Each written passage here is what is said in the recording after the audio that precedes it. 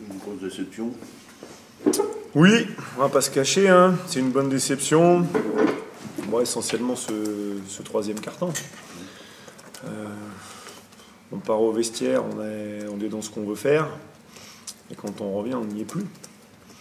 Donc c'est là-dessus qu'il va falloir travailler. Par rapport au dernier match, on a déplacé le problème. Du premier carton, on passe au troisième. Ça reste à l'évidence un problème de se réactiver et puis de se relancer. La dernière fois c'était sur le premier. Bon, c'est toujours les cartons où on doit repartir. Donc il va falloir régler ça avant le prochain match vendredi. On va pas tirer sur l'ambulance avec les deux nouveaux, enfin nouveaux entre guillemets, entre Kabongo et puis le retour de Nick. Mais on a l'impression que justement dans le troisième quart-temps, les joueurs majeurs ont été totalement absents puisqu'il n'y avait plus que Davis qui tirait. On cherchait lui sans prendre de responsabilité. C'était beaucoup trop statique. Et c'est sûr que quand on regarde les statistiques, on met 14 points, on en prend 32. Bon, c'est une équipe qui, quand on marque pas, on perd un peu pied. Voilà, et on est moins mobilisé aussi en défense. Donc bon, c'est toujours ce rapport attaque-défense. Mais le problème n'est pas que la défense, il est évidemment l'attaque. On est beaucoup trop statique, on n'arrive pas à jouer. On remet les joueurs qui sont malgré tout dans le coup offensivement sur la première mi-temps, même s'il n'y a pas eu beaucoup de points. On n'est pas moins bien que l'équipe d'en face. Et voilà, ça c'est un problème, puisque si on analyse aussi le premier quart-temps à Caen, on ne met pas un point, et derrière on prend aussi. Donc le différentiel, c'est ce qui nous fait mal. Il va falloir qu'on progresse là-dessus rapidement, puisque si on n'arrive pas à être soudé plus en défense, le jour où on ne marque pas, ça va être compliqué. Comment t'expliques justement ce différentiel entre les deux premiers cartons où défensivement ton équipe est quand même très solide et les deux derniers où on a senti où il y avait des écarts, il y avait eu des relâchements, Barrueta par exemple qui a plusieurs tirs faciles. On prend des paniers qui sont un peu plus faciles, on laisse des paniers plus faciles, des shoots plus ouverts.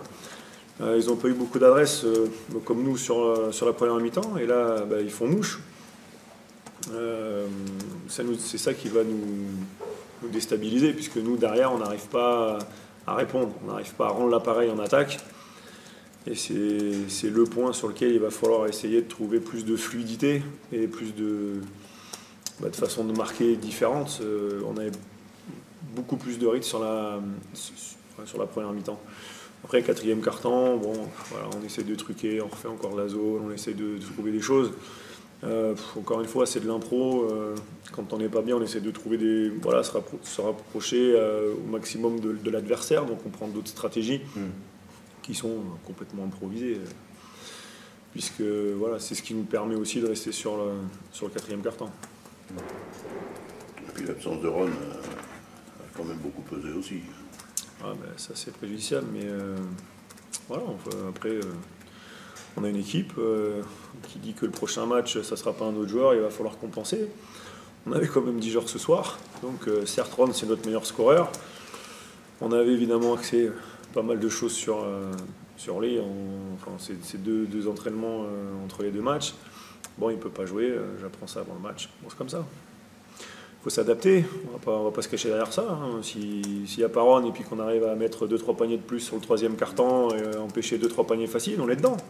Donc Ron ou pas, on se cache pas derrière ça. Offensivement, justement, pour toi, ça va être quoi un peu le chantier prioritaire sur ces prochains jours avant le match justement qui va être assez important face à Charleville? Essayer de mettre un peu plus les joueurs. Alors après, encore une fois, c'est des contextes qui sont vraiment différents. L'équipe de Charleville, c'est pas du tout la même que de Nain. Nous, ce qu'on voulait, c'était essayer de contenir Goulbourn, ce qui est relativement bien fait sur l'ensemble du match, surtout sur la première mi-temps. Il y a 0 points. Donc, Après, ben, d'un autre côté, ça demande aussi à Stacy et à Salé beaucoup plus d'efforts, parce qu'on était vraiment concentré là-dessus. Et Stacy a un petit peu déjoué, même s'il fait un bon match, hein, mais ça l'a un peu déjoué essentiellement sur le poste bas. Quand il est venu poster, il a fait 2-3 fois, ça a été non productif. Donc c'est quelque chose où il va falloir le remettre un peu plus en mouvement, peut-être plus dans ce qu'il sait faire, et là où il sera le plus productif. Donc voilà, ça c'est un axe sur lequel il va falloir travailler. Puis après, plus de mouvement. Voilà, quand ça va pas, il va falloir qu'on trouve un ou deux trucs pour relancer la machine. Voilà, parce que c'est bien beau de le dire, mais bon, faut essayer de l'appliquer. Et c'est pas facile, hein, il y a une équipe en face. Donc voilà. On a senti un manque de fluidité sur certaines actions, notamment après. Ouais, et puis les joueurs se frustrent parce qu'on veut bien faire. Les joueurs ils lâchent pas, on est toujours là, sauf qu'on n'y arrive pas parce que ça demande plus de temps, ça demande plus de travail, on le sait. Bon, voilà, nous on essaie de trouver des trucs, des solutions un peu en match. Bon, ben, ça marche pas sur le troisième, voilà. Et comment t'expliques justement un petit peu les fautes défensives justement après la pause, voilà, certains manquements, on va dire, en défense?